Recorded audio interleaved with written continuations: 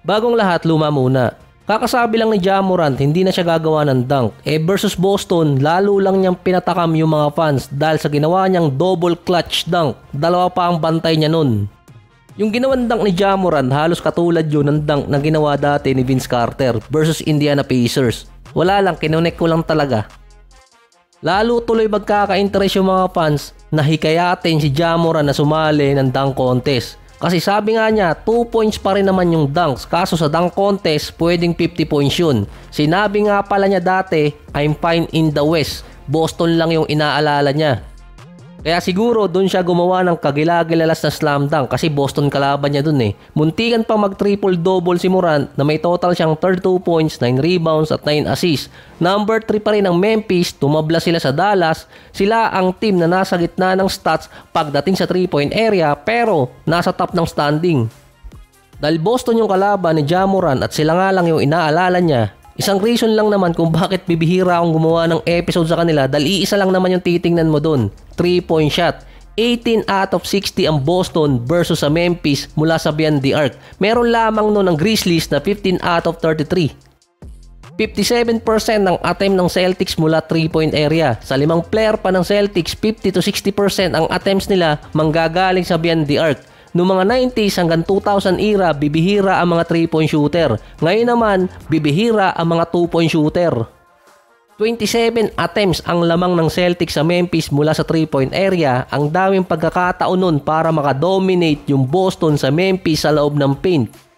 Pinangatawanan talaga yung Boston Warriors eh. Marami naman talagang teams ang tumitira ngayon sa 3-point area. Nasa 13 out of 30 yun.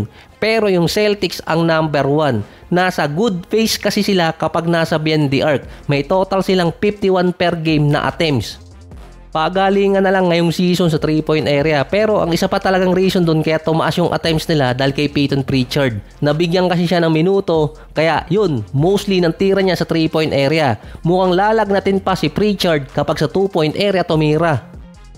Pinutol naman ng Nuggets ang losing streak ng Wizards. Nakahinga ng maayos si Kyle Kuzma kasi nga sa comment niya dati sa Detroit. Nabasa ko lang to sa comment paano daw buhat na buhat ni Jokic yung Denver ay talo. Hindi ko lang alam kung ano yung pagkakaintindi nila or ng ibang fans kapag buhat ng isang player yung isang team. Kapag tiningnan kasi yung stats ng Nuggets versus Wizards, may 3 player sa Denver ang naka-double digit. Bukod kay Jokic, si Bron, MPJ at Strotter. Si Nikola, 56 points, 16 rebounds, 8 assists, 5 turnover at 5 fouls. Nasa 22 out of 38 pa siya sa field. Bago pumasok yung 4th quarter, tanging si Jokic lang yung nakakuha ng 3-point shot. Yung ibang kakampi niya dumaan ng drive-thru ng Dunkin Donut na baka naman dahil 0 mula sa 3-point area yung mga kakampi niya.